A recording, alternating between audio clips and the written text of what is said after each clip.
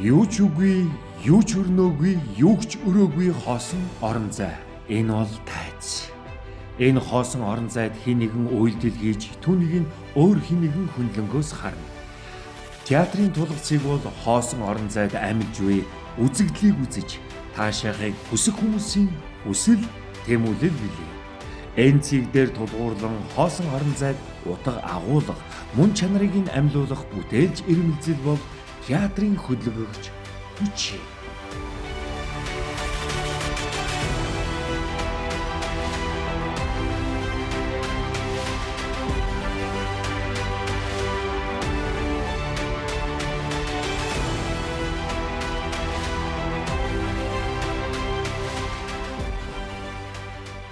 Жүжиг гэдэг бол театрын тайзан дээр харагдаж байгаа өчүүхэн жижиг хэсэг. Харин хөшигний ард жүжигнээхээс өмнө жинхэнэ амьдрал буцлаж байдаг. Энэ нарийн зохион байгуулалттай хуваарийн дагуу хийгддэг ажил Монголд жинхэнэ мэрэгжлийн утгаараа үүсэж хөгжөөд 100 хүрэхгүй жил болж байна.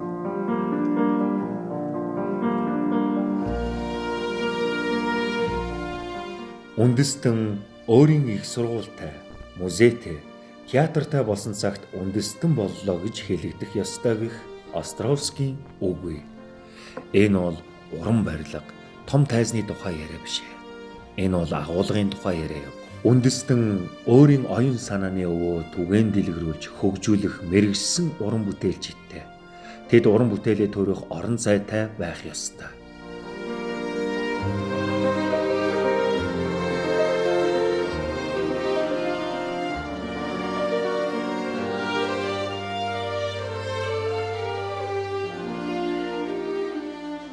Монголчуудыг соёлын бүслэлтэнд оруулж дэлхийн соёлын ертөнцөөс салгаад байсан Манжин колоничлалын үе буюу 20 дугаар зууны эхэн. Энэ үед Монгол театрын соёл хэсэгчилсэн үзүүлбэр үзүүлдэг хамтлагийн хэмжээнд байв. Сайн сайхан зүйл болгож чадваас улсдаа соёлыг үлдээе. Эс чадваас хариуцлагыг өөрсдийн биеэр хүлээе. Энэ зоригтой үгнээс Монголын орчин үеийн театрын урлаг эхэлсэн юм.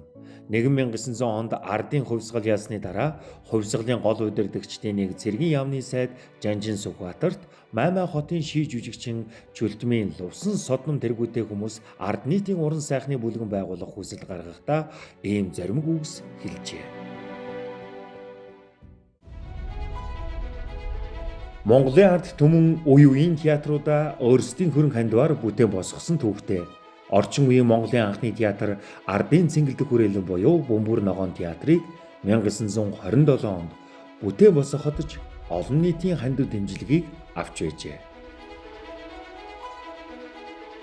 Сүхбаатарын нэрмжит Жанжин клубд багтаж шингэх байсан уран бүтээлчид Бөмбөр ногооныг баригдсанаар тэнд алба хилцүүдэд хуваагдаж жинхэнэ мэрэгжлийн төвшөнд уран бүтээлээ төрөх нэгэн урьдч нөхцөл бүрэлдэв.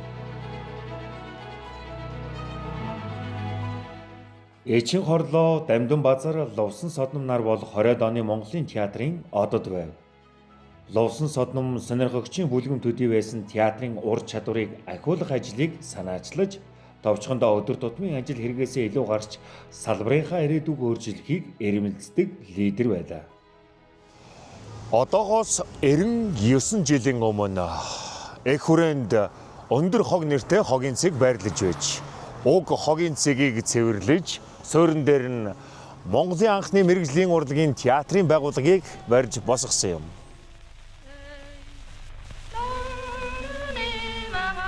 1927 оноос улс төрийн дэд хүрээнд эхэлсэн баруунтныг цэвэрлэх ажиллагаа урлаг соёлынхныг ч тойрсонгүй. Зохиолч буян нэмэх нацагд орж нар хавчин шахагдаж 1928 онд жүжигчин Шарвдоо Эчин хорлооноор Садар самуу ой хэнцэр хэмээгдэв Монголын хувьсгал залуучуудын эвлэлээс хөгжжээ. Ардын цэнгэлдэх хүрээлэнг нам эвлэлийн төв хорооны шууд харьяаны жүжигийн бүлгэн гих статустай болгоод гишүүн бус хүн оролцохыг хориглосон ч үүнд нөлөөлсөн болно. Энэ үед Лувсан содон тэргүүтэй уран бүтээлчид театрыг жинхэнэ утгаар нь хөгжүүлэх гарцыг хайж байна. За тэгээ 1930 онд Ефремов өргөдөж ирээд Спартак зочдуудад байж хат нь Лувсан Содном орж уулзсан. Тэгээд Лувсан Содон бол бага зэргийн орос хэлтэй. Тэгээд Ефремов Лувсан Содныг магтжилсан байдаг. Одоо нүдэнд нь авьяасын гал бадарсан, хийж бүтээх уран зориг одоо гэрэлтсэн ийм сайхан цог золбоотой юм сайхан ийм залуу надтай ирж уулзлаа. Шийж үжигт одоо орж тоглох тийм дуртай гэдгээ илэрхийллээ гэж. Би одоо энд Монголд ирээд ийм анхныхаа ийм сайхан авьяаслаг ирээдүйтэй ийм сайхан үнтэй учирлаа гэж ингэж Ефремов урсамжинд бичсэн байдаг. Тэгээ Ефремов бол одоо Лувсан Содныг бол маш их хайрлаж хүндэлдэг байсан.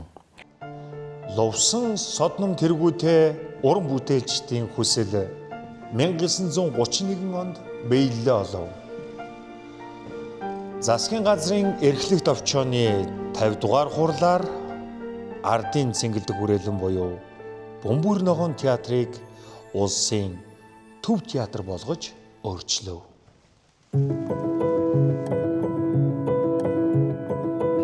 Улсын төв театрын анхны уран бүтээлүүд үнэн, маргааш хэмээх хагас цаг өнгөрөө үргэлжилдэг хөдөлгөөн голсон суртал угуулгын бэсрэг жүжигүүд байв. Үнэн жүжигтэл гэхэд нүдэн болттой ардууд, гамин, барон, лам нарын дарлалд шаналж байснаа комментарны дуудлагаар нүдэн нээгдэн дарлагчдыг дарж буй тухай үйл явдал гардаг байв.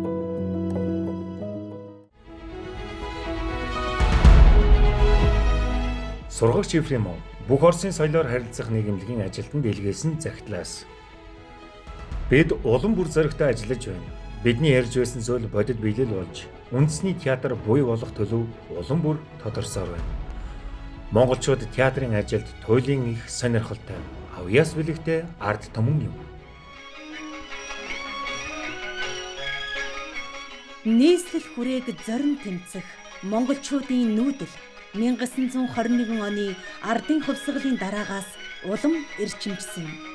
Ороо босхоо цагийн аяс хийгээд амьдралын эрхээр олноо өргөгдсөн улсынхаа нийслэлийг зорьсон олны тунд Архангаагаас Батөчөр, Сэлэнгээс Цэгмэд, Төв аймгийн Алтан булгаас Цэндээ хүнэр олон хөлийн газар анх хөл тавьж урлаг уран зохиолын сонирхолтой хөтлөгдөн явсаар улсын төв театрын босхоор алхжээ. Үндэсний маягтай, хувьсгалын агуулгатай, урлагийн зүйл манай улсад мандан хөгжиж байна. Тус улсад театрын боловсрол их орнин хөгжиж байгаа юм аа. Алтан үеийн уран бүтээлчид хэдийгээр мэрэгжлийн театрын сургуульд суралцаагүй боловч амьдралыг нээж харуулах ухаан, бусдыг хайрлах зүрх сэтгэл, театрт тэмүүлэх хүсэл эрмэлзэлтэй байсан юм. Тэд дүрийг бага жижиг гэж гололгүйгээр хөдөлмөрлөж бүтээх төлөвшөлтэй байсны хүчинд 20 гаруйхан жилийн дотор Монголын театр мэрэгжлийн түвшинд хүрсэн.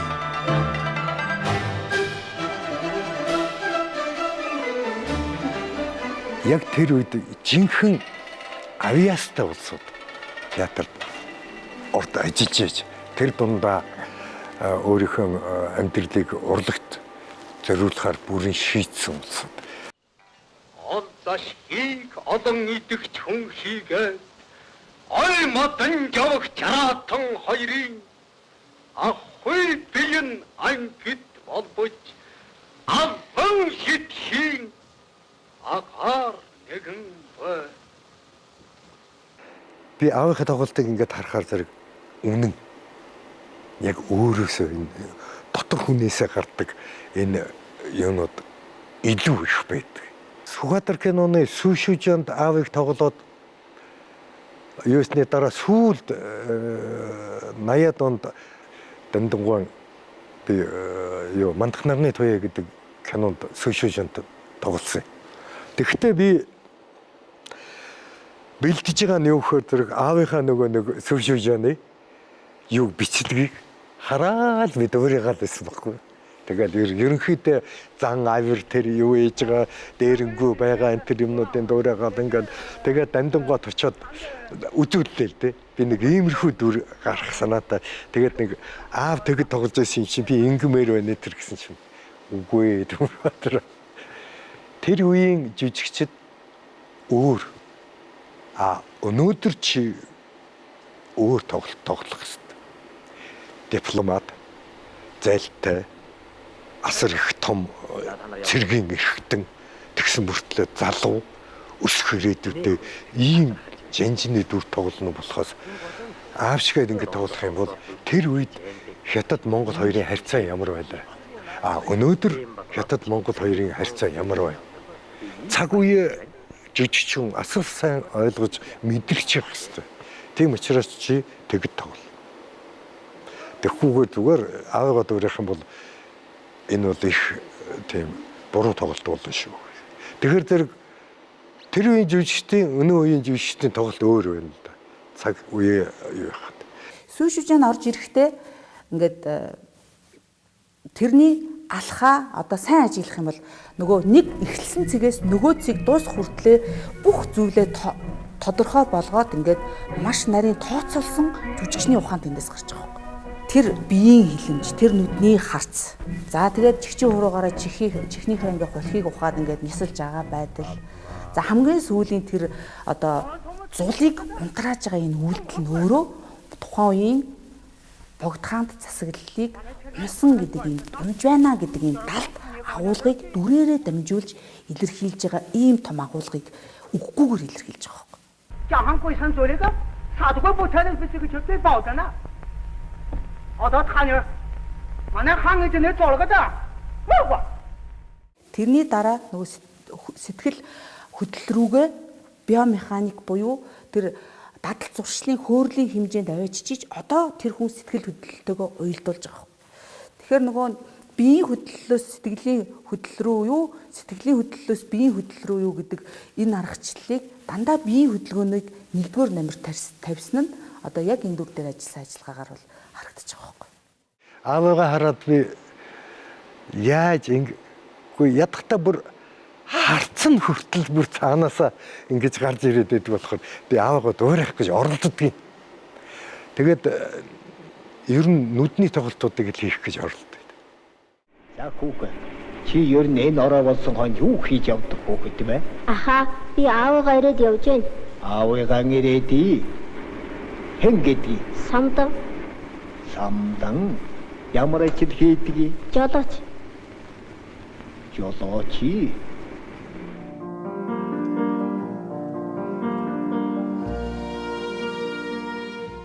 Буян нэмхийн бичсэн уран сайхны шин хүчин найрглалд учирсан нүгтдөө ивэргүй, оролцсон зүйлдээ хичээнгүй, үргэлж инээн баясгагч өв тэгш жүжигчин Баточир хэмээжээ. Баточир үнэхээр өв тэгш жүжигчин байв. Монголын театр зохиолчтойгоо жүжигчнтэйгээ мэрэгжлийн төвшөнд хөгжин дэвшсэн шатхүрийг түүний дөрүүд гэрчлэнэ.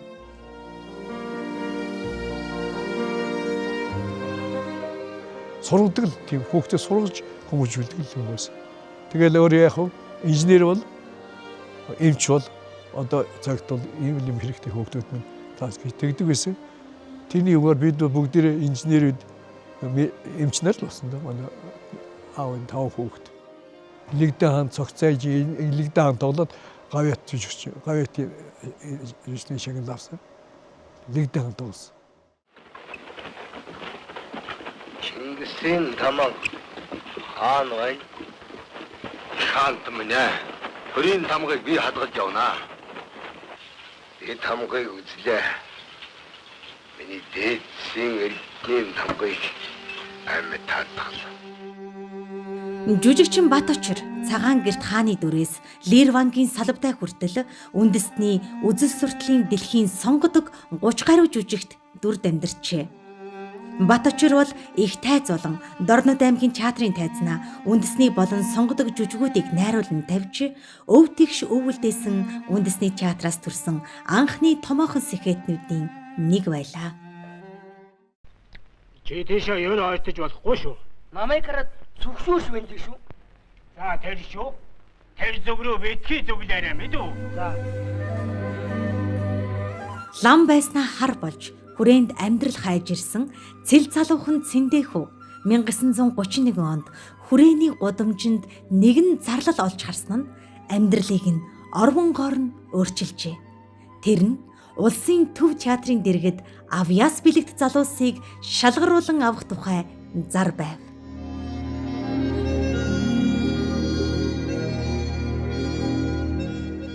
Цэндэхүүгийн тухай би өөрийн гэсэн бодол, өөрийн гэсэн сонирхол үүднээс хамтарч ажиллаж исэн ахмадуудын амнаас бол сонссон юм бол бишгүй би. Би ганцхан жишээг хэлье. Сэрэлт гэж киног хэлэхэд л үзэгчид бол бүгдээрээ Цэндэхүүгээ үдэнд нь тосч байгаа. За энэ юуны идвэ гэхээр зэрэг өнөө оройл хүн гээч юм чинь дүр хүн болж бийжээд хүний сэтгэл оюунд хүрсний шинжээл гэж би хэлэх гээд байна. Чамдар миний 39 хоноо байсан. Борлог хонноос хойш 38 болж.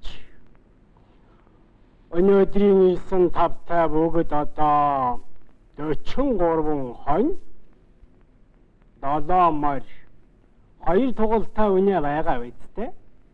За энэ хэдийн та нар нэг өөрийн юм шиг л харж байж үзээрэй. Та нарт ашигтай, надад тустай хэрэг шүү дээ. Маш нямбай. Туйлгүй нямбай хүн гэж хөгсцүүл ярьдаг байсан. Зарим нь бол арай дэнд нь тэр шиг ярьсан яриа би.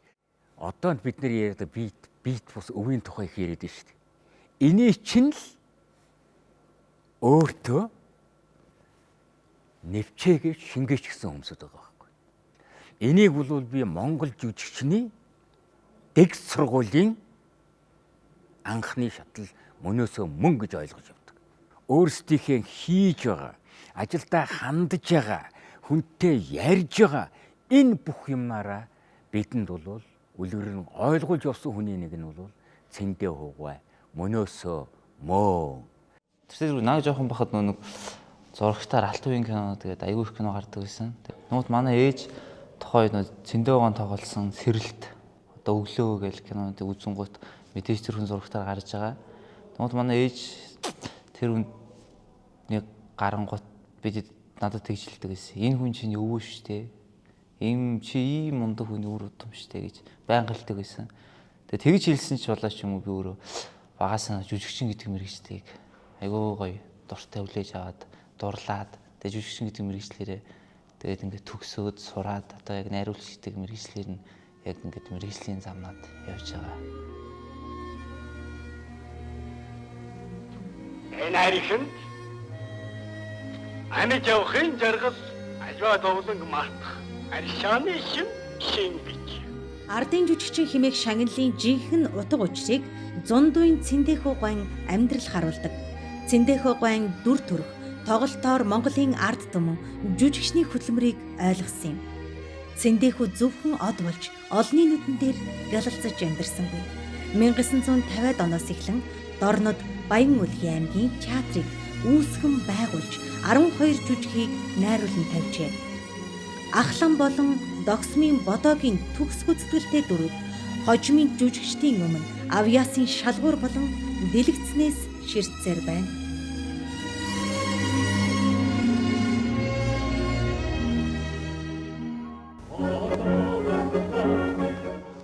Үндэсний театр үндэсний жүжигтэй байх ёстой. Үндэсний жүжиг нь үндэсний онцлогийг тусган харуулах учиртай. Тэгвэл эртний туйл Монголын нууц товчоонд онцлон харуулдаг найр наадам, дуу хуурыг Монголын үндэсний жүжигт тусган харуулсан байх ёстойг алтан үеийн уран бүтээлчид бүгд тод томруунаар ойлгосон байж. Ингээд Монголын анхны хөгжимт жүжиг учиртай гурван толгойг алтан үеийн уран бүтээлчид бүтээсэн юм.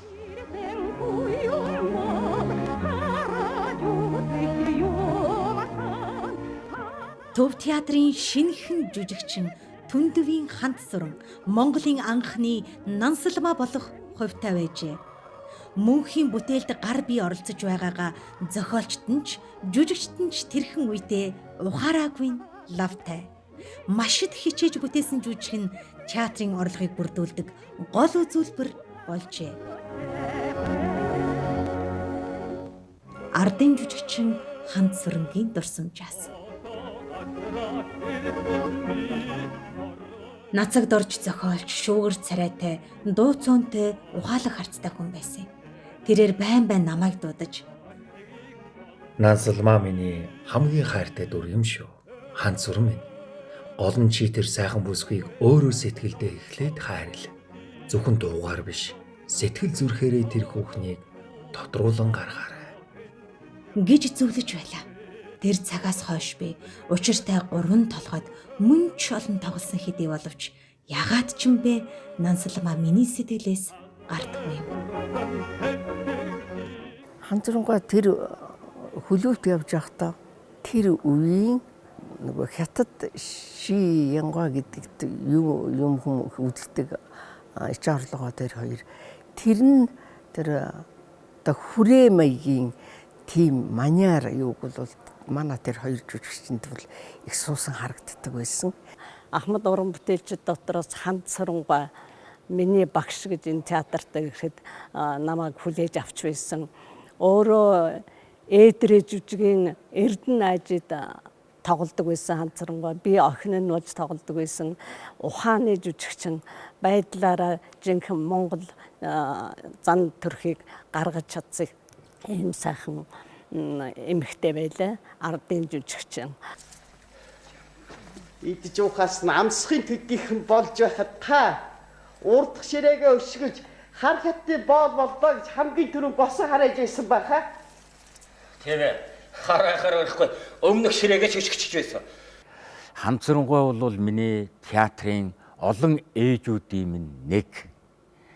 Учир юм дөхлөөр зэрэг л одоо Дамбуун зохиол гарын 5 хуруу жүжигийн Должинд Ие багш маань Долгор Сүрэнгаа, Ханд Сүрэнгаа эднэр бол ээлжил тоглодог байсан. Тэгээ эднэрийн бүгдээрийнх нь одоо хүү болж тоглох юм хувь ерөөл тохиолдсон учраас одоо нөгөө театрын бидний хэлж заншнаар бол бидний ээж нар. Бид 1963 онд энэ сургуулаа төгсөд ирэхэд Ханд Сүрэнгаа нөгөө манай алт үеийн аваргууд байсан л та. Тэгээд Ханд Сүрэнгаа нэг тийм дүүх хэр сайхан өндөр нуруутай тамхи татсан тамхи татахтай их дончтой маягаар ингэж барилт ингээл их гоё ингэж барьж татдаг нэг тийм эмэгтэй байсан л та. Богтлон гэрлүүлэх хуучны ёсыг эсэргүүцэж хайр сэтгэлийнхээ төлөө тэмцсэн зоригт бүсгүй Нансалмаагийн дүрээс Монголын төрийн хар хайрцны бодлогыг сэтгэлдээ багтаасан Эрдэнэ аажигийн дүрийг бүтээсэн Ханд Сүрэн химээх жүжигчний бүтээсэн төрөвсөн замнал Монголын театрын хагас зууны түүх төдөөгүй Монголын нийгэм сэтгэлгээний түүх гэрэлтэн харагдана.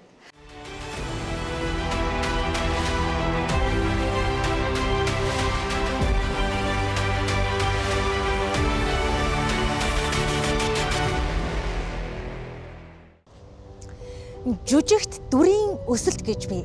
Харин театрын амьдрал жүжигчний хувь хүнийх нь хувьд асар их өсөгдөг нь үнэн.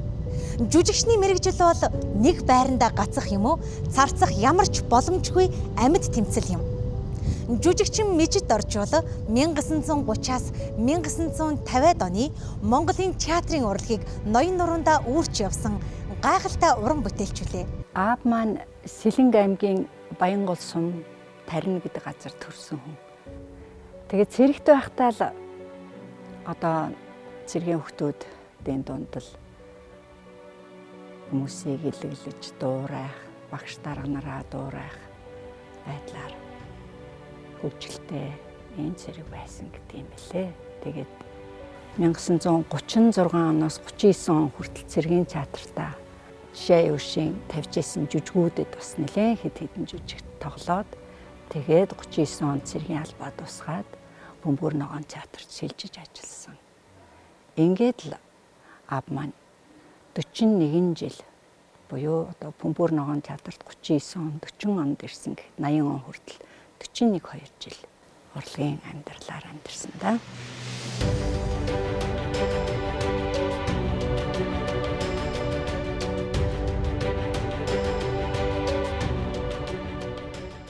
нийтэд орж байгаа бол тайз, дэлгэцэн, жүжигчний хөдөлмөрийн тэр энгийн тоглолт гэж нэг хэсэг их ярьж байсан да. За энийг бол бүр онцгой гүйцэтгэдэг хүн байсан. Одоо үзэгчид бол тэр болгон жүжигээс нь бол хөнд ирсэн холдсон учраас мэдэх байх. Залууч бол та нар сонирхож байгаа бол хань киноны тэр уяач гэх нэг хэсэг юмд гарч ирж байгаа. Нэлээд их ачаа үр зөөсөн их замын ихэнд гэж 2 ангид кинонд цоохор данжаад гэж дүрийг харахад жүжигчин хүн яг тэр зураг авж байгаа тэр талбай дээр гараад ирж байгаа мижид хоёрын хооронд ямар гайхамшигтай ялгаа харагддгийг бол биеэрээ үлгэрэн харуулж чадсан ийм мастер байсан гэж хэлхийг хүсэж байна. Би харцахлаа цагаан юмхаа хэмээх борж ангазар маргаш би хүлээж бай. Өнөөдөр консулын газар юуны учраачсан нь яри тугай хөгж. Одоо жүжигчин одоо алтан үеийн нэг төлөөлөгч цоохор мэддэг гэдэг нь болохоос биш одоо найруулагч байсан гэдэг нь бол тэр болгон хүн мэдхгүй зүгээр театрынхан болоо театр судлаач нар л мэддэг.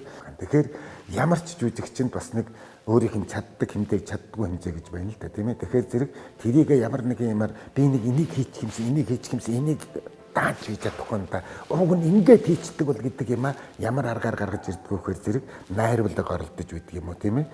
Тэр нэг хүнийг олж хийдэг байсан болов уу гэж би бодоод байна. Тэгэхээр зэрэг одоо 10 хэрийн талд гээд жүжиг хүн болгон мэднэ. Алдан давхаа гээд дүр гардаг тийм ээ.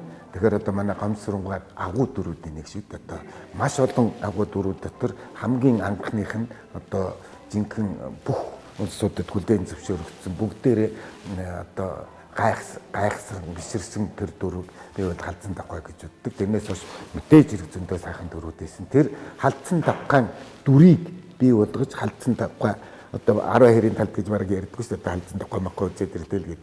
Тэгэхээр тэр хэмжээнд авэж хийн гэдэг чинь өөрийнхөө бас жүжигчний нөгөө юугаа гүйцээж байгаа хүсэл бодол мөрөөдөл юу гэдэг нь тэр идеал гэдэг юм а тийм үү. Дээрээс нь тэр жүжигийг нөхөр ингэж найруулж тавиад тэр нь одоо маш олон удаа улс төрсэн ийм жүжиг байдаг. Тэгээ аав их цэгцтэй ярьдаг. Сайхан дуутай. Ямар ч юмыг аав хүнд маш хурдан хэдэн цөөхөн үгээр сайхан ойлгуулцдаг. Ямар ч асуудал дээр хүмүүс аавыг сонсоод эсвэл аавыг хараад чимээг болдог. Аав сүртэй чанга ярихгүй. Тэгтээ нэг сайхан ярьдаг хүн. Ер нь л нэг цэгцтэй гоё ярьдаг хүн. Тайз болоод дэлгэцэнд бүтээсэн дөрүүдээс гадна мижид дорж хэмээх хувь хүн нь онцгой байлаа. Орон гэртээч хамт олонны дундаж үг үйлдэл ёс суртахуунаараач тэр үлгэр жишээ гэж хэлмээр бие хүн байжээ.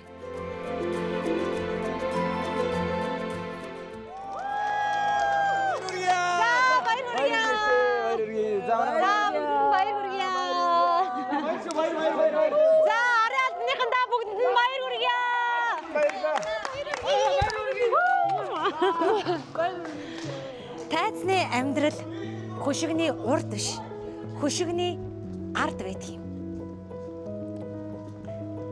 Нэг хормын, нэг агшны уйлах, инээх мөчийг харуулахын тулд ямар их хүч хөдөлмөр зарцуулдгийг хамгийн сайн хэлж чадах хүмүүс бол тайзны машинист, механикчд юм. Баярлалаа хаа. За баярлалаа.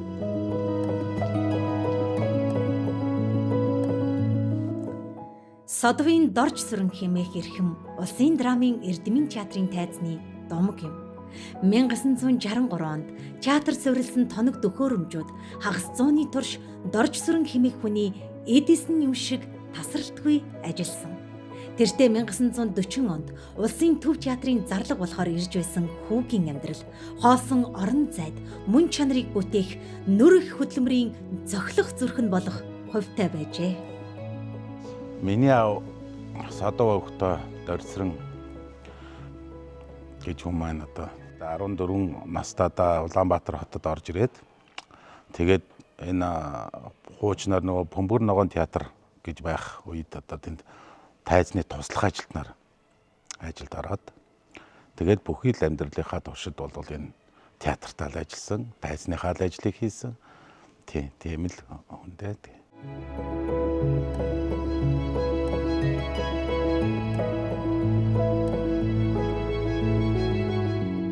Дорцронгоо маань бүр л залуу халуун насндаа театрт ажилд ороод эндээсээ тэтгэврт гараад сэтгэлээрээ бол бүр эцсийнхээ амьсгалыг хүртэл энэ театртай үнэхээр одоо холбоотой байсан.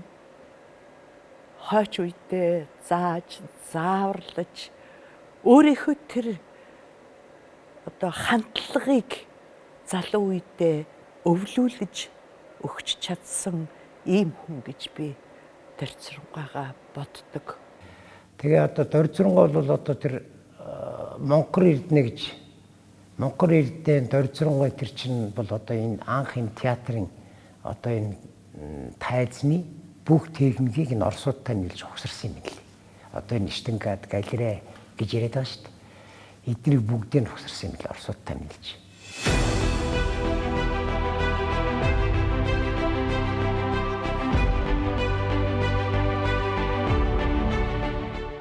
Одоо энэ дээдмэс Штангад буугаад тэр хөшгөл сольж исэн юм байна л л.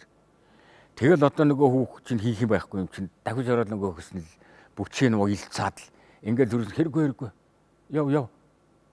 Гэлгээ зүгээрээ хаа би одоо наасч чинь ингээ ойчхийгээд тэгэл одоо тал засаад байгаа юм яагаад гэвэл ажилтны туслалд ингээд явж исэн чинь миний хөтөх хэрэггүй.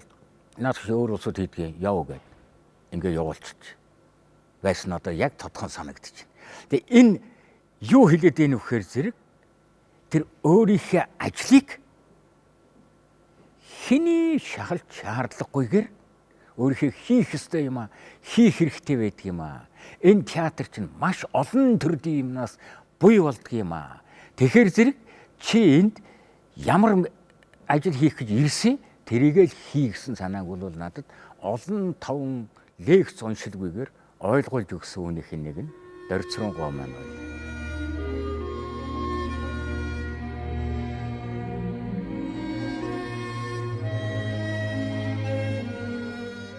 Манай ээж бас энэ театрт жижиг хэрэгэл дээр ажилладаг байсан. Ер нь л театрын л урлагийн гэр бүлээс л гаралтай хөвгтүүдэлтэй бид нар бол хүмүүсэлтэй. Ер нь бол ажил их байсан тухайгаа л их ярьдаг. Одоо бидний чинь цаг наргүй ажиллаж ирсэн үеэ яриад одоо биднийг ч гэсэн одоо бас нэг ажил төрөлдөө хариуцлагатай байх, ажилсаг байх, амьдралдаа яаж хандах ёстой гэдэг тухай их ярьж байгаа шүү дээ. Тэрэн дээр л одоо тэр ажил төрөл хахад их ярьдаг, цаг наргүй их ажилдаг байсан гэж ярьдаг та. Тэгээд театрын этик, ёс зүйн тухай бол маш их хэлж ярьдаг хүн байсан. Театрын этик гэдэг чинь бол театрын тайзан дээр явж байгаа хүн тайзан дээр түрүүтэй гуталтай явдаг уу? Малгайтай явдаг уу? Тийм байсан. Тэгээ өөрийнхөө хийж байгаа одоо местийг хүндэлж байгаа хэрэг юм байна л дээ тэр чинь үндсэндээ бол. Тэгээ Дорцронгоо бол тайзаа хүнчилж, амьдчилж тайзтайгаа харьцдаг. Тайзанда таа хэмээх тийм хүндэтгэлийн байр сууриас ханддаг. Тэгээ би бас мөн Дорцронгоохоо тэр хөдөлмөр, тэр зүтгэл, тэр сэтгэлийг бодож би бас мөн урлаг утгацгоос сонинд тайзан дээр жаргаж явна гэж нэртэй тийм найруул бичиж хөвлөж исэн. Тэгээ тэр маань одоо Дорцронгоон тэр үг. Театр бол миний гэр юм аа. Тайз бол миний амьдрал юм гэж Дорцронгоо хэлсэн. Бүх орон яруу сайхан үг. Энэ хүний ажиллаж байсан тэр агаар, тэр хандлага өнөөдөр ингээд үлдээж өгсөн энэ залуучуудаар нь дамжаад энэ театрын уран бүтээл хийхэд манай тайз гэрлийн залуучууд сайхан ажиллаж байна. Тийм учраас театрын уран бүтээл сайн болдог.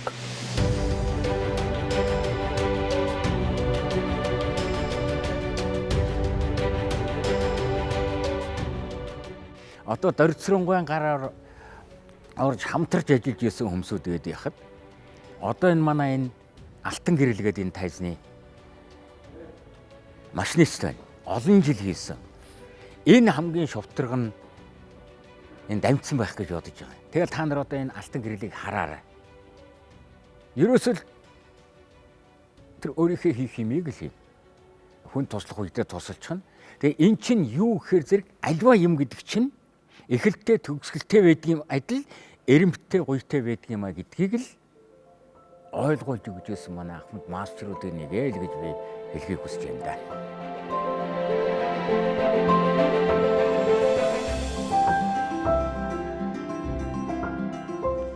1950 он Монголын театр хөгжлийн шинэ өнгө төрхийг олсон он жилүүд.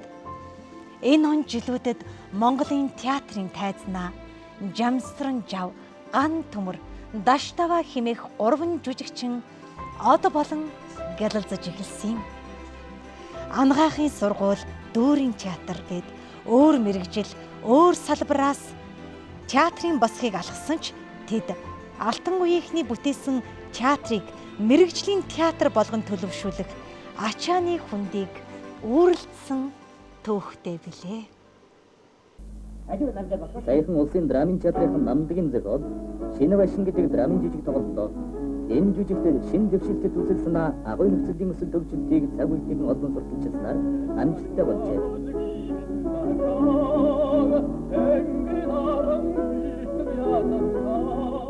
Өөрөө ингэдэг байхгүй. Би нисэн кинонд тоглоод хэрвээ би жүжигчин болоогүй бол би нисэгч болох байсан гэж ярьдаг байхгүй юу. Тэгээ нэг хүн эмнэлгийн техниконд эмч болгоостай жүжигчин болсон гэдэг шүү дээ. Уулын эмчийн сургууль сурж яхад нь манган багш аваад нөгөө тийшний театрт оруулаад өнөө юу ярьсаар агаад бүр ингээд татчихсан. Тэгээд театрт орсон гэдэг. Театрт орсон нь бол заяаных нь өөрийнх нь хөтөж явах зам байсан юм шиг. Ган төмөр бид хоёр олон сайхан жүжигүүдэд хамтарч тоглож байлаа. Ган төмрийн тоглосон тоглолт үнэхээр бидэнд сургамж хичээл болж байдаг юм шиг санагддаг байсан. Тэр нь юу гэхээр зэрэг бид ган төмөр отел би Дизмонд тоглоход намайг аваад явж байгаа, зам зааж байгаа, надаас асууж байгаа бүх юм нь бол ган төмөр чинь их туршлагатай сайн жүжигчин байсан болоод тэр үнэхээр бишрмээр байдаг байсан. Үзэгчд бас их сайхан хүлээж авдаг. Хорон дарга маань чайгүй шүү. Намайг ойлгож байгаа юм. Харин 20 гаруй километр явгын чинь юм ч хүч биш шүү. Яггүй. Нисээд ирэхгүй дээ. Нисээд ихэс би заримдаа сургуулийн нислэгт явж байгаад доошо хот руу хармаар болдог юм да. Намайг олж харав. Чи үнэмшгүй. Харагдл юм да. Одоо гудамжинд яваад одоо нэг хүнтэй ингээд таараад нэг өвгөнтэй ч юм уу хоёр хүнтэй ингээд тамхи барь таныг таньж байна. Танд ингээд юу яа гэж авахад энэ хүн бодвол тийм жүжигийн юм тоглоход энэ яг таарах юм байна да гэж амандаа үглээл ингээд явдаг байхгүй юу. Наа тэгээд ингээ хүнтэй уулзаж тэр хүний дандаа судалж хардаг.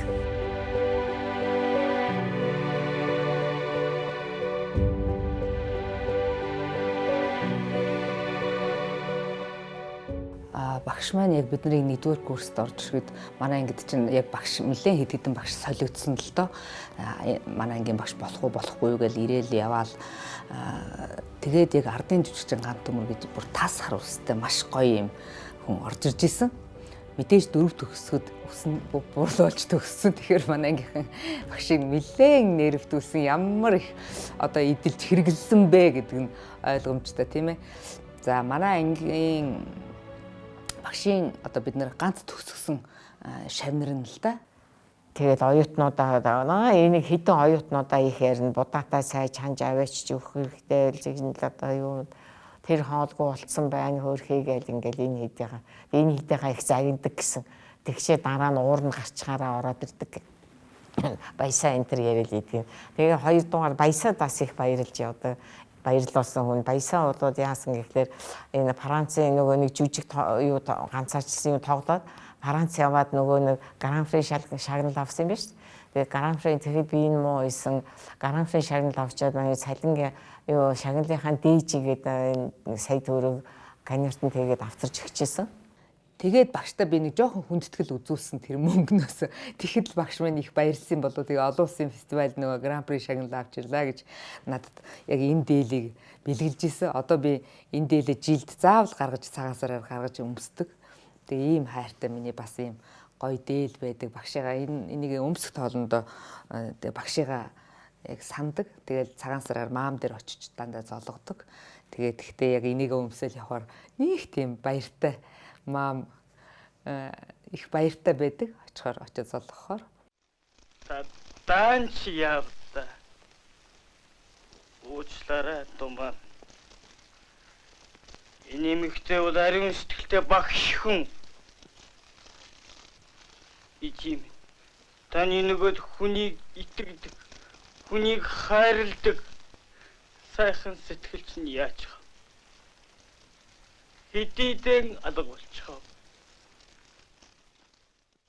Тэгээ миний хайртай багш хизээч мартагдахгүй те надад амьдралын үнэн, тайзны үнэн, тайзны тоглолт, тайзны бүх зүйлд сэтгэл зүрхнээсээ хандж ийж чи сая сэтгэл зүрхнээсээ амьдрч ийж чи сая жүжигчин болно гэдгийг л ойлгуулж сая одоо чи хүнийг хайрлж ийж хүнийг хүндэлж ийж сая чи одоо хүн болно гэдэг ийм гайхалтай сургаалыг одоо бүх шавнартаа өгсөн. Даруухан байх хэрэгтэй. Та нар юм хийлээгээд 1 дүр хийчээд 2 дүр 3 дүр 4 дүр хийчээд та нар битгий онгирч саг. Тэгээ та нар даруухан байх хэрэгтэй. Та нар даруухан байж ич та нарыг хүмүүс хайрлж хүндэлдэг юм аа гэдэг тэр гоё ухааныг бид нарт зааж өгсөн миний хайртай багш.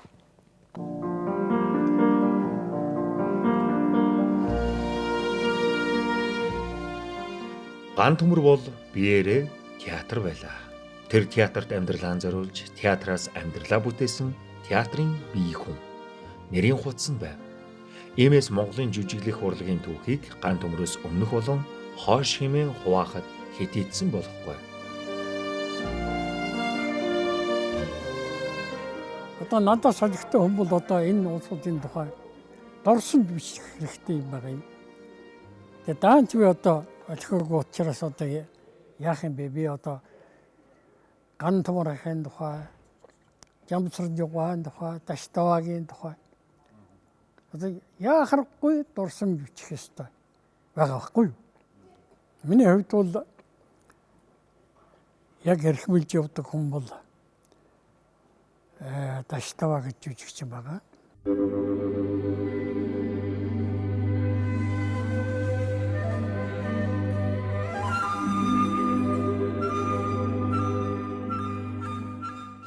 (1956) онд гэдэг юм билээ. Тэгээд хөдөөнө Төв аймгийн Сэргэлэн суманд байжгаад тэгээд найзтайгаа одоо хүүхдийн театрын чимдэрж бата цог морь унаал одоо хот гарсан гэдэг. Хот гарч явж энэ урлагийн сургууль дээр ирж бүртгүүлээд. Тэгээд аав маань юуны драмын ангид орж чимэд орж байгаа хүүхдийн театрын ангид орсон тийм төвхтэй юм билээ. 67 оны бүхэл тайз дэлгэцийн одоо бүтээлийн од болж байсан. Ямар гайхамшигтай тийм одоо гоё хүн маш юм бэ. Тэр үеийнхэн бол одоо ерөөсөө бишин шүтчихсэн дөө. Тэслэгчиж мөн тусгүй байна да. Чикис түн гэхэд өөрийнхөндөө орсон тийм том тулыг алдаж байх гэж. Харин тийм ээ. Тэгээд өөрөө ч гэсэн амиа алдах нь байна шүү дээ. Гөө сүйд болох шахлаа шүү. Том тулыг сандрахгүй оролдвол өөрийнх нь хүчээр өөрийн барьж болдог юм.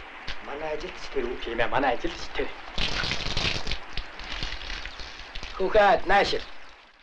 Тэгээд Даштаваатаа би Яндангийн дуу гэдэг монгол жүжигт хамтарч тоглож байсан. Харснаа хайр сэтгэлийн бүүрэмд Даштаваа тоглоход би Луйза тоглож байсан.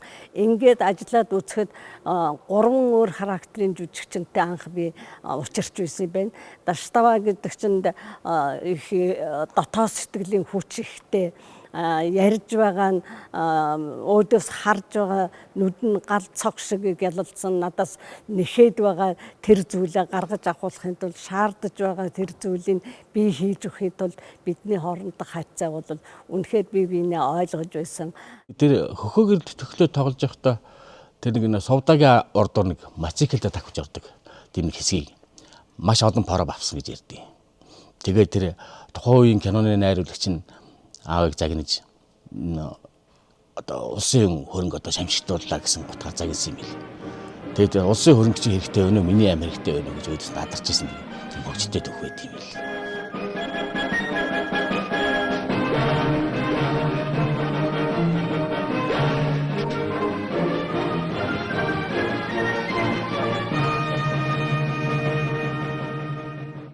Энэ хүн ер нь найруулагчтай тэр болгон их ажилддаг байсан шүү. Одоогийн бодоход. Ерөөсөө зохиолоо уншаад, зорилгоо ойлгоод, характер, зам байдлаа ойлгоод тэгэл бараг л одоо импровизац хийгээд өөрөө тоглодог байсан.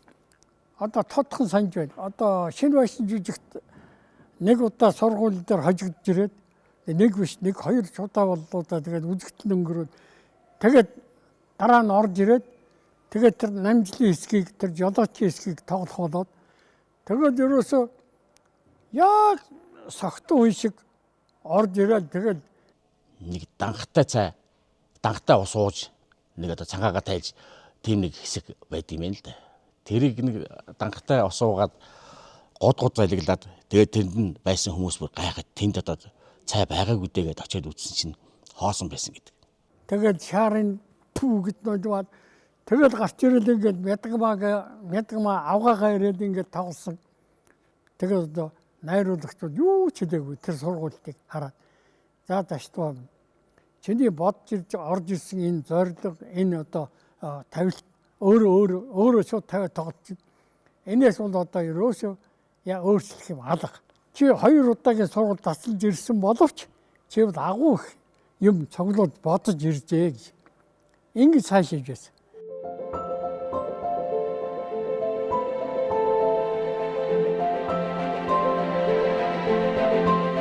Тэгээд над ярихтаа бол жүжиг бол амьдрал юм аа. Тийм учраас энийг бол амьдралаас салгаж ойлгож, жүжиг гэд тусад нь ойлгож, жүжиг гэд тусад нь тавилт хайж, жүжиг гэд тусад нь одоо салгаж бодохын арга байхгүй. Ингэх юм бол энэ бол амьдралгүй болно. Нэрээд үний. Тэрнээс өөр тусад нь тавьдсан, тусад нь яг хийцэн ингэж л хийх юм бол штампонд орно. Энэ бол худлаа бол. Та намайг уучлаарай. Бид хоёр цуван салж гэж. Гэсэн ч би гомдохгүй. Харин бэлгшээж байна. Учрах хувь тавилан байгаа бололтой. Ийм учраас цуван би өөрөө очиж явна. Одоо ажил их байгаа болохоор даруй очиж чадахгүй. Тэгээд жирүүтэн чөлөө гуйх даанч тусгүй. Муу цувын минь авч угаарай. Би таныхыг нандинан хадгална. Жижиг дүр гэж байдаггүй. Харин жижиг жүжигчин л гэж байдаг. Театр дүр бүтээсэн хүн бүхний дотор сэтгэлийг маачсан энэ үгийг дотоод сэтгэлдээ тунгаан бодож өнгөрөөдөг. Харин жүжигчин ламхүү бол жижиг дүрийн том жүжигчин байлаа.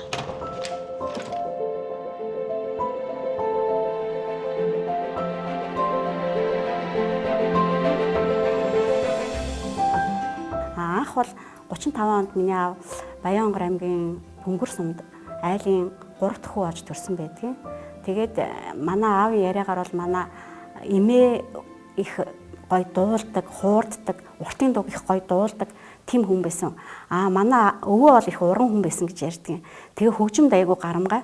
Тэгээ ерөнхийдөө бол бага наснаас айгу тийм дуулдаг тийм гэр бүлээсэн байлээ. Тэгээ тэндээс айгу их дуулж өссөн. Тэгээд яг тэр ирчээрээ манай авч их гой дуулдаг хүн байсан учраас 17 настайдаа бөмбөрийн улаан буланд уртын дуулаач дууч жүжигчин гэсэн юугаар орж ажилласан байдгийн.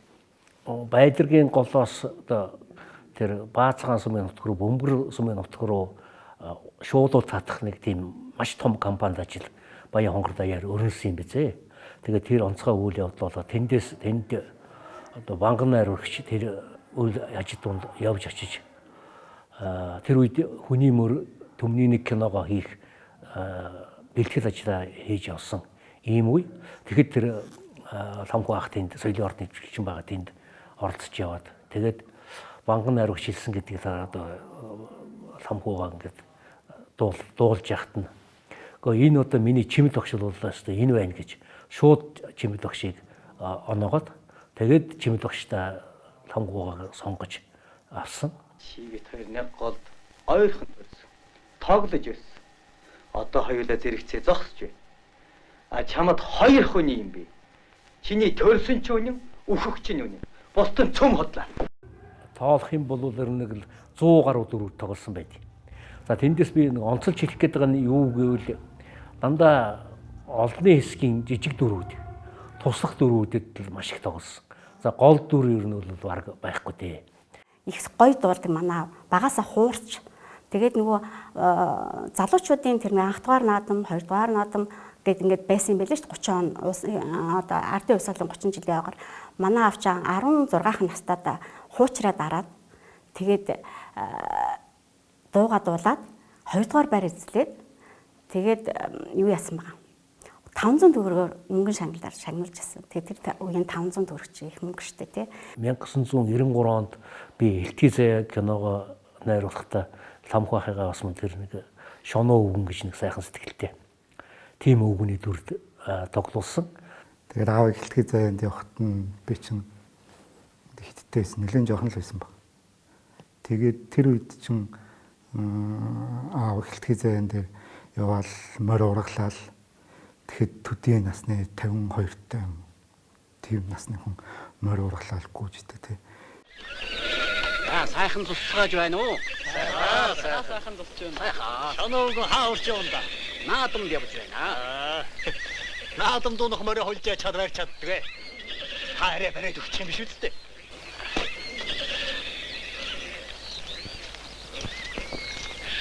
Алив тэгвэл ордуулаад. Яг уу ясман ам яриа домгоос ингээд сонссон юм бэлдээ гүйдэг хүн байдаг гэж. Тэр байтгаа одоо гүйж очиод агсан омглон адууг одоо гүйж очиод дийлдэж аваад ингээд зогсоодог гэж. Адуутаа уралдаж идэг байсан гэж ингэж юм дум гэрээд. Тэгээ энэ дундаас нь тийм гүйдэг тийм хүн байх юм аа гэж ингэж бодож бас тэр Ламху ахын тэр шоноо өвгөний тийм үгийн тийм хурдан ийм хүн гэж ясаа ингэж тэр дүрээдээ ингэж бодож хийсэн юм байдیں۔ Тэгээд бас юм тийм сайхан дүрхтэйсэн манай Ламху ах. Охины хэмэр зундаг бодоод энэ удаа чамаа явуулах юм байна. Миний хүн зүрээс худлаа ярьж болохгүй шүү. Ир хүн маш гоё цэвэрч явах хэрэгтэй. Манай авч өөр амар тийм цэвэрч хүн. Тэг хүмүүстэй ингэж маш гоё ийдэг харьцдаг. Одоо гудамжинд ингээл явж байгаа юм төгшгүй хагаал нэг хүн гараад ирнэ. Танихгүй байсан гэсэн оо сайн байна уу гэл айгүй гоё мэдлдэг хүнтэй. Амар тийм ням бай цэвэрчтэй юм. Хүнд маш гоё найрсаг тийм хүмүүс. Жүжигчин Ламху хэмээх эгэл даруухан од театрт гэрэлтэж байсан түүх ийм юм. Алдан үеийнхнийг залгамжилж, өөрийн ургамал авьяасаараа амьдралын төлөө тэмцэж түрхрэн ирэх шинэ үеийнхний өмнө театрын хаалгыг дэлгэсэн. Тогтоол нь гарч амжаагүй гавьяат гэвэл тэр мөнөөсөө мөн билээ.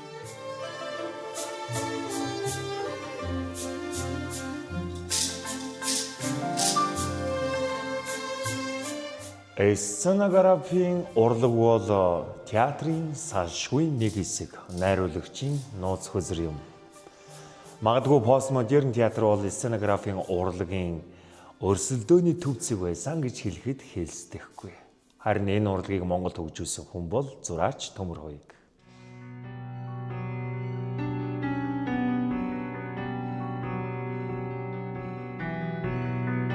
Ерөнхийдөө шинжлэл нь болохоор найрын ширээний ууц гэдэг жүжиг байдаг штэ. Тэн дээр чинь ерөнхийдөө одоо сцена болохоор чин круг те одоо нэг тайзны иргэдэг тайзыг ашиглаад тэн дээр чинь бүр мануухагаар юу гэднээс тоглолт иднүсээ хийгээд тэрий чин мануухаа нь бүр ингэж те жүжигч нь авч тоглож моглоод те дандаа юм хөдөлгөөнтэй болоод тэр чин хамгийн гол юу нь болохоор эдгээр нь болохоор тайз бол те зөвхөн ийм тогтсон юу бишээ тий сцен бишээ ань чин тий өөрөө жүжигтэйгээ цуг хөдөлж тоглолт юм а гэдгийг л анх тэр дорд самбуу найруулагч тий манай аав хоёр тэгж гаргасан юм билээ. Тэр Төмөрөгийг юу хэлэх гээд байна уу гэвэл Монголын театрын урлагт сценографийн урлагийг оруулж ирсэн ийм зураач хэрэгжүүлсэн ийм зураач гэж би ингэж бүр бардам хэлнэ.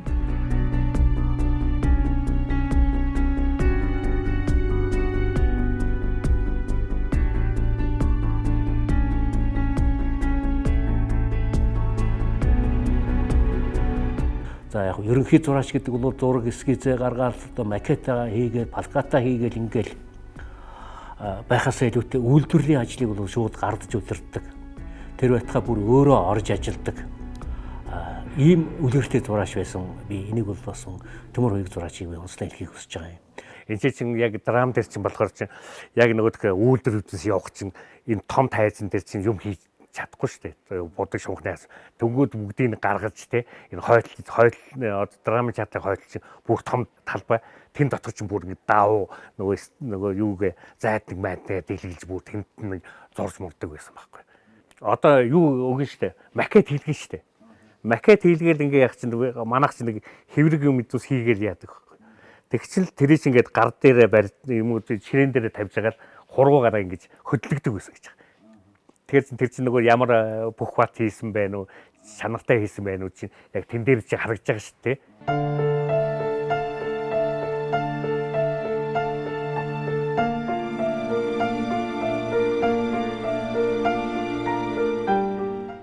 Тэгээд намайг сургууль дараад иргүүд чи те өөрийн ертөнцтэй бай.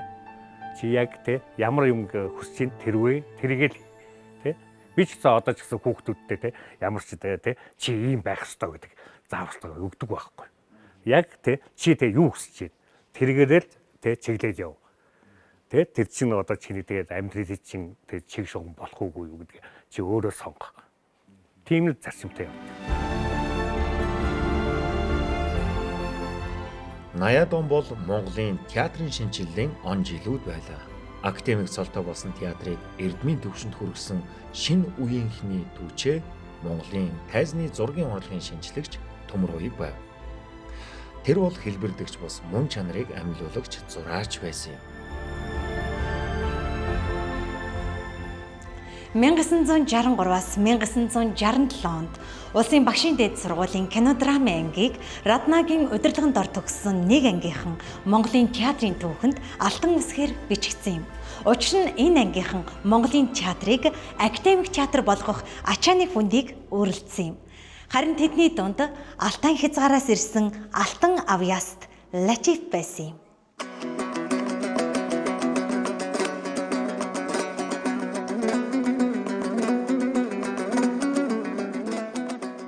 Их хөөрхөн сайхан сэтгэлтэй маш их тийм хөөрөв тэр сэтгэлийн хөдөлгөөнөө нууж чаддаггүй. Анх бид нэг ангид орж байгаа. Ороод хадлан дээр байсан бид нэр. Тэгээд ерөөс эхний үед ерөөс дуурдаг нэг мунжсэн юм нэг ерөөс хинтэй ч нийлдэггүй нэг тийм хүүхэд байгаад байдаг. Хилгүй юм шиг. Тэгээд нэг орой одоо нэг ил гал түлчээл нэг хэдэн оюутнууд би тэд ингээд тойрол дуудаа тэгжсэн. Гүй ерөөсөө энэ хүүхд хөөш Латиф чи нэг дуулаатах ядаж дуулаатах л даа чи. Тэгээд актама гэл дууссан. Тэгээд яста ямар гоё юм гэл хүүхдүүдтэй хүрээдэд авч байгаа юм чинь. Тэгээд тэрнээс хойш манай хүн юу монгол хэл мэдэхгүй орж ирсэн. Монголоор ярьж чадахгүй орж ирсэн.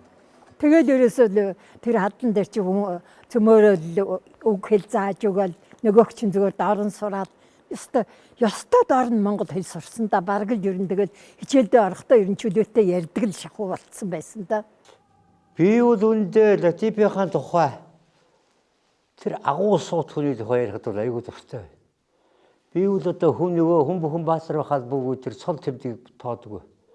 Үнэхээр Монголын театрын домог алтан домог. Би 3 зүйл дээр сайн жил шинийг үлдээ зэрэг Монгол ярьсан ойлгоно. Хошин талаас нь хараад байдаг. Дотор их сайтай. Би ганцхан жишээлээ. Тамсрангоо хөрмөр найргалыг Латиф бишдэг гэж шүү дээ. За эхний 5 минутанд үзэгчид инээгээд авдаггүй ш. Нөгөө фактурыг хараад тий.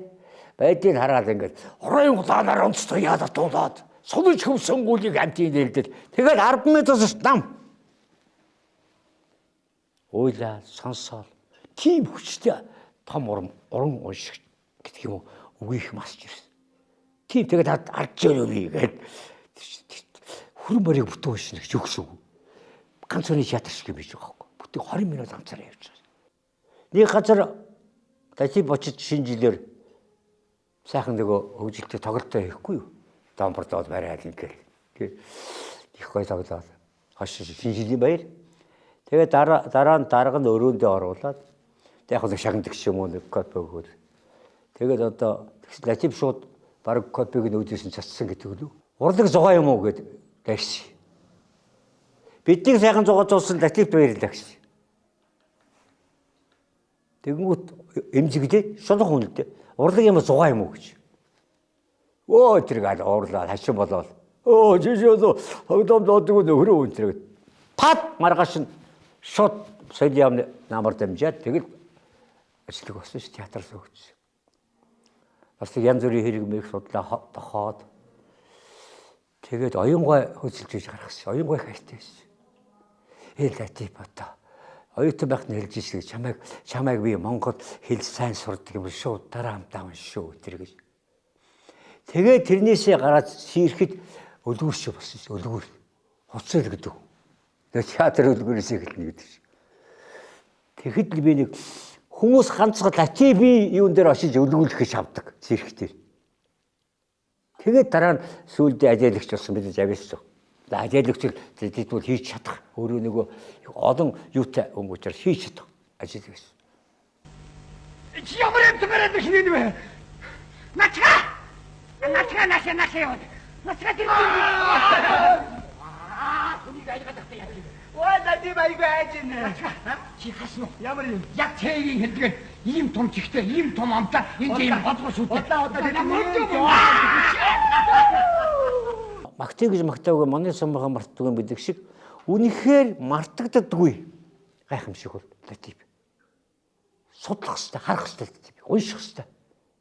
Одоо чи бид нар байхгүй нэр магтдаг штэ. Яа бурхан байсан да. Үгүй тэндээ биш. Ердөө мөн чанар нь өөрөө үргэлж дад санагддаг шин. Юм хөдөлж явах тааш. Оюутнуудаа хичээл зааж явах тааш. Дандаа тэр Латипаас авсан юм өөртөө би нэвтрүүлэг хөдөлж явах ашигладаг байсан. Маш их тийм гаргалагаа их сайтай, импровизац их сайтай. Чи нэг мохлогнаас нөгөө мохлог руу нийлж явсан байж магадгүй. Танаа намайг итгэхгүй байна уу? Итгэхгүй байна. Ер нь тайлхаар хүнтэй. Нэг тийм дундуур бид нар эргэж заавал харах хэрэгтэй. Заавал бууж миний бид хэвчээ гэж монголчууд ярьдаг. Заавал бууж харах хэрэгтэй. Эдэг агуу жижигч байж шүү. Тэрлэгч бай. Агуу шүү. Латип бай. Агуу шүү. Дундуураа. Одоо эргээд харах яг харахгүй хинч нөхөж чадахгүй. Тийм учраас тэр талтаа бол ер нь мондогтой хамт. Би зүгээр яг танд хүний хувьд ярьж. Би юу ямар судлах тухай театр судлаач биш.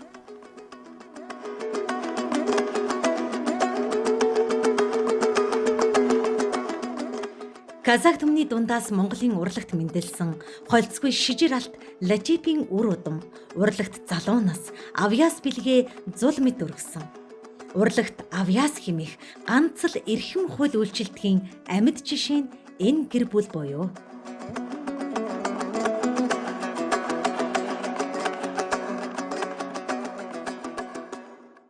Монголын театрын урлагийн орчин цагийн нэрд төлөөлөгч мөнх дорж самбуу Нэмгава нарын араас тодрон гарсан тод өнг айсвол санчигдан найруулагч. Хэдийгээр 10 гаруйхан жилийн хугацаанд аян мэд цаглаад өнгөрсөн авьяас бэлэг боловч одоо хүртэл бидний сонрыг хатаасаар байна.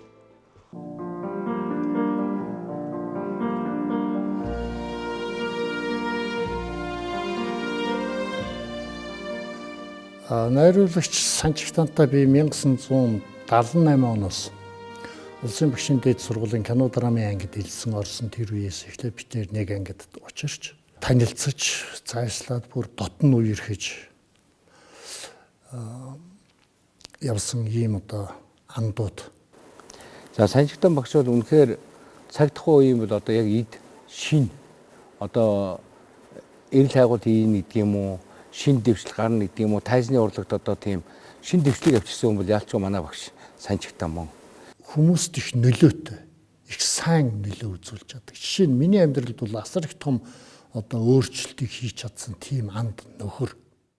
Өгүүлэгдсэн хайр гэснээс энэ өгүүлэгдсэн хайр жүжигийг 1988 онд гэж би санаж байна.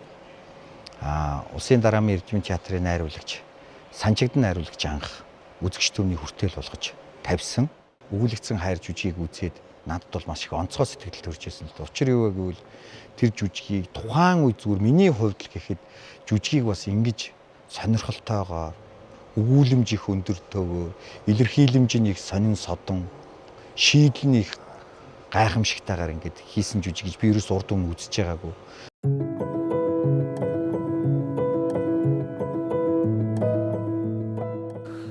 Найруулагч болгон л одоо өөрийн зарчим барьж байгаа. Магадгүй зарим зарчмаач мэдгүй тий.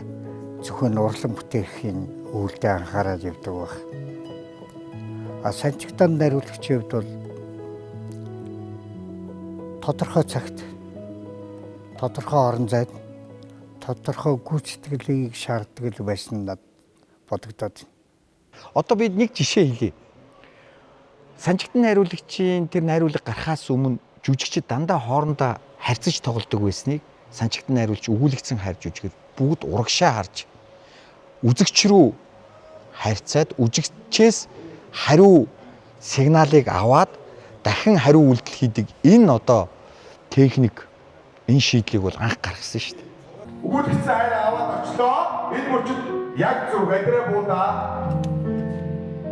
Одоо бүжиг өгүүлсэн. Бүжиг одоо явах. Ястгаа. За хайр авлаа. Яваа, самгаалаа.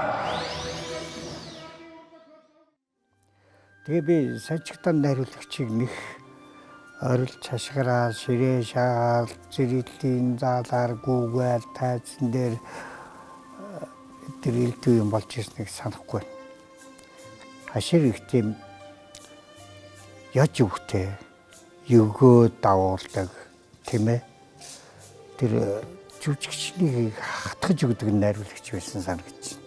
Манай багш бол маш хүнлэг, маш жентэлмен залуу байсан. Одоо би хувийнхнийх нь үүднээс ярихад бол нэг эр хүн гэж байдаг шүү дээ. Нэг тийм гоё эр хүн мужик гэж ярьдаг бол. Одоо олон үг байхгүй. Тэгээд намайг хоош сургуульд явахад санчигтан бол бас над хэлж найдан дэрж найруулагч гэдэг чинь сурдаг мэргэжил биш. Найруулагч төрдгөн гэж. Үнэхээр санчигтан бол төрмөл тийм найруулагч байсан.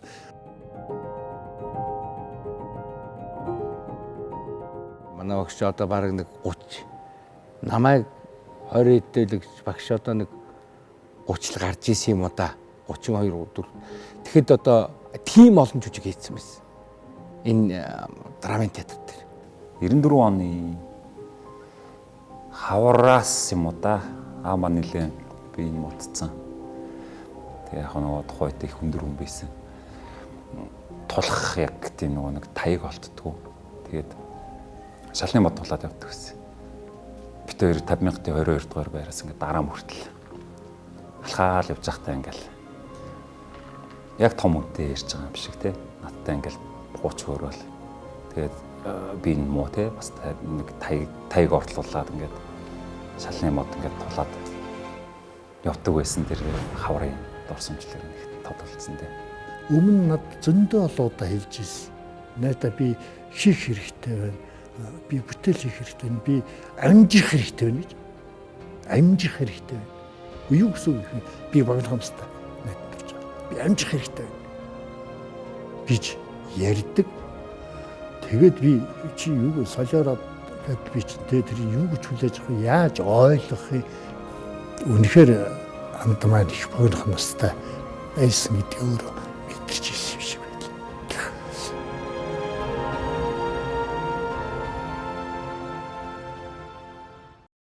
Жүжигчин гэхээр монголчуудын бодолд хамгийн түрүүнд харагдаг нэгэн жүжигчин бол яа харахгүй Цэрэн Дарзав хатагтай билээ.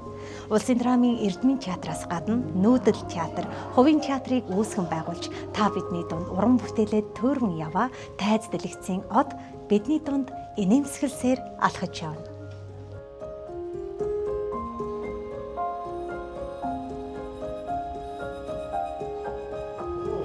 За сайн уу. Сайхан. Сайхан амарч юм да. Сайхан. Сайхан амарч. Сайхан. За. Уран бүтээл өндөр өмнөх. Жүжигчин хоон гэж. Одоо харва төрөөгүй хүнийг төсөөлж урлаж хүн болгож бий болгодог ийм л гайхалтай мэрэгжил юм да. Тэгээ энэ театрын тайзан дээр анх ирэнгүүтээ би Түлхүүрийн нууц гэж жүжигийн Лам дулам гэж голоороо тоглосон юм. Одоо бужигэр гавьяат маань бид хоёр болт дээр болж тоглосон. Энэ бол за тэгээд эхийн талын Атматуын эхийн талын Алиман гэж бас гол дүр тоглолоо. Их сайхан эренгүүтээ би гол дүрүүд авч тоглож ирсэн. Тэр бол үнэхээр одоо миний азтай сайхан үе минь юм да. Тэгээд эхийн тул тоглоод би сонинд тэр үеийн сонинд зурагтайгаа гарна гэдэг бол их ховорхон байлаа л да. Тэгээд миний аав миний сонинд гарсан зурагтай одоо хэвсгийг үзчихэд аав минь энэ дэ гэдэг чинь одоо би шүү дээ гэд хүн амтнд яриад явж исэн. Тийм хөөрхөн одоо миний аав чинь аав ээж минь хөдөөний усуд л да би бүр хөдөө өссөн одоо нэг жалгалтал өссөн. Ийм гурван талтай талны өмнө өрөөндөө 5-6 байлаа. Одоо энэ гайхалтай жүжигчин Монгол Улсын гавьяа жүжигчин Цэрэн Багам Баяраа гэж их сайхан жүжигчин байлаа. Жиглээ гэж охин байлаа. Цэцэг болж ид. Одоо олонний хайртай жүжигчид оюун цэцэг норлохоо гэд бид 5-6 байлаа. Би олон дүрийг үзээгүй. Тэгтээ Цэрэн Дарзөв Монголын театрт байна шүү дээ. Маш том гавьяа байгуулсан байх гэж боддоггүй. Дотроо. Яагаад гэвэл театрт байна шүү дээ. Тэр ялгамжууд өөрөө театраа хөгжүүлчихдэг. Энгийн дүр бүрэн зөв байж тэр жүжигч нь одоо юу гэдгийг орлон маш юм жүжиг болно гэж дээ. Тэ? Тайзан дээр нэм хошин яриа ярьж байгааг нь харддаг. Барамсаагүй 3 охин эцэгтэй загтал утсаар ярьж байгаа ч үлээ тийм эсцэн. Тэгээд яас мухаа ааштай хичвэ гэж харсан байна. Дарзөв гिचиг.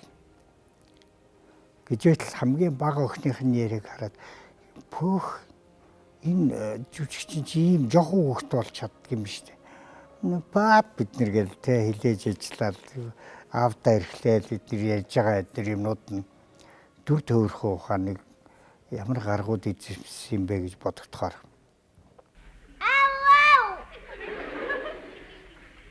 Би яста айгүй хэцүү байгаа.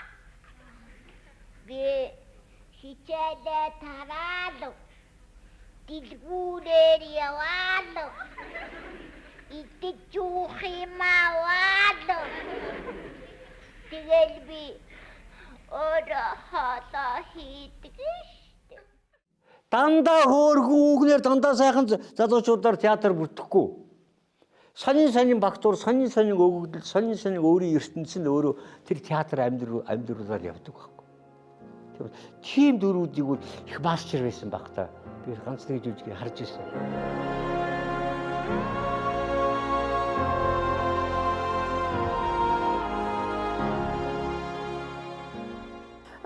Намдаггүй жүжигнүүд бол гоё л доо. Тэр бол ярих юм байхгүй. Тэр Эрдэнэ би тоглож байлаа. Тэр Эрдэнэ тэр цэцэн цэлмэг тэр дээр үеийн тэр одоо сэхэтэн тэр дээдсийн хэл ярианы онцлог тэр гайхамшигтай тэр бол. Сүүлийн үед одоо би нэг уран бүтээл ирэхгүй зөвхөн кинонд л явж байна өөр юм байхгүй. Тэгэл кинонуудыг уншиж яхад одоо юу яах юм аа их хилдэг мэлдэг их л хэцүү байх юм доо. Тэгээд би юу яад юм. Өөрийнхөө үгээр болгож болохгүй юу гээл найруулагчаас нь зөвшөөрөл авч байгаа л би ч одоо өөрийнхөө үгнүүдийг их зөвчөж засдаг хүн шүү дээ.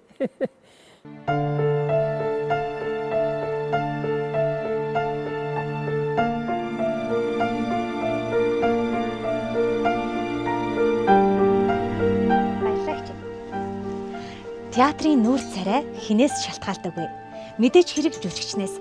Харин жүжигчний хувь заяа театрын жижиг хэрэглээ эрхлэгч болон хувцсны эрхлэгчээс шууд хамаардаг. Театрын үйлдвэр техникийн хэлцээс төрөн гарсан цөөхөн гавьяатуудын нэг Дашними Мегмар Сүрэн эгч бол энэ театрын эзэгтэй. Эхийн хайраар ажиллаж тэр хайраа бусдад түгээсэн гавьяатай нэгэн билээ.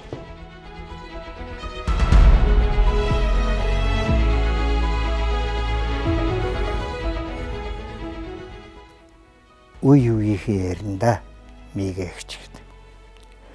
Энэ эмэгтэй бол зөвхөн үйлдвэр техник хэлцээхээ зөвхөн арын албаныхаа эмэгтэй биш ээ. Энэ бол театрын эмэгтэй. Хүн болгон мигэгчтэй дотноор цаад.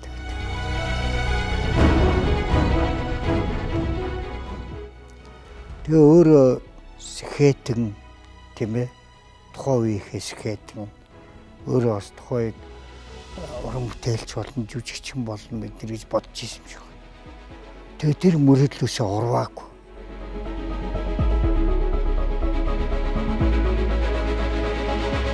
Энэ хүн бол нэг тэгэл одоо ингээрээ одоо тэгэрээ гэж хэлэхгүй. Ерөөсөө яг үйлдэлээрээ л хэлээд өгчдөг байхгүй юу. Мегэгч үйлдэлд үг болгоно айгүй үнцэнтэй байдаг. Гэхдээ энэ нэмэгтэй байснараа бас арын албаныханд тайз гэрлийнхэнд тэр мэхэн нөлөөтэй байдаг. Тэр нь энгийн юмнаас эхэлнэ. Ахмадаа хүнд итгэж сурах, тэ? Бие биенийхээ өвгийг хүнд итгэж сурах, бие биенийгээ хайрлаж сурах. Намайг найруулагч болсон байх ч гэсэн дараа нь олонтой ингээ өрөөндөө аяг шүл хийцэн, цай чанаад өгдөг. Ийм л ер нь хүний төлөө сайхан сэтгэлтэй хүн дээ. Энэ жижиг хэрэглээ өрөөнд манай Мегмар Сүрэнхай бол 45 жил ажилласан байдгийн. Энэ өрөөнд бол тэгээд манай Мегмар Сүрэнхай бол бүхэл бүтэн жаргал зовлон алдаа оноо бүгд энэ өрөөдөө салшгүй холбоотой. Манай Мегмар Сүрэнхай ихч бол ажиллахдаа тухайн үеийн бол ажиллаж ирсэн бүх жүжигүүдийн ингээ плакат зургнуудыг бол энэ хаанд наас надад бол аягүй олзуурах ууштай. Сүүлд нь эргээд одоо бид мартахгүй эргээд одоо ямар жүжиг хэдэн онд яаж тавьж илаа гэхэд яг Мегэгчийн ерөөс ингээ хэлээд өгдөг байхгүй юу. Одоо яг тэдэн онд ийм жүжиг тавьсан байна. 1990 он, 2000 он гэл ингээд бүх жүжигүүд ингээ Мегэгч ингээд архивлцсан. Энэ бараг л архив гэсэн үг л дээ.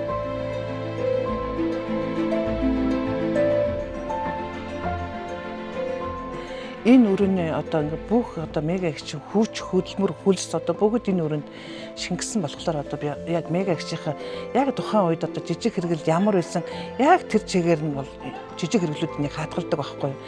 Ингээд нэг хуваалц түүхэн жүжиг, сонгодог жүжиг, хөөхтийн жүжиг гэдэг ингээд бүх ингээд энэ юу над эскалатныхаа одоо өөрөө тасалгаа шиг ингээд хуваацсан байгаа байхгүй. Эс ширхэг агаар амьсгал бүхнийг нь бодож тооцоолсон нэгтнийн ба ажиллагаа бол төгс төгөлдөр бүтээлийн нууц. Энэ энгийн үнэнийг сэтгэл татам нууц болгон харагдуулдаг гол хүмүүс нь тайзны ард зогсоо уран бүтээлчид юм. Мегмар Сүрэн театрын тайзнаа ийм уран бүтээлчдийн бүтэн үеийг бүрэлдүүлж төлөвшүүлсэн нь одоо их тайзны ачааны хүндийг өөрчилж явна.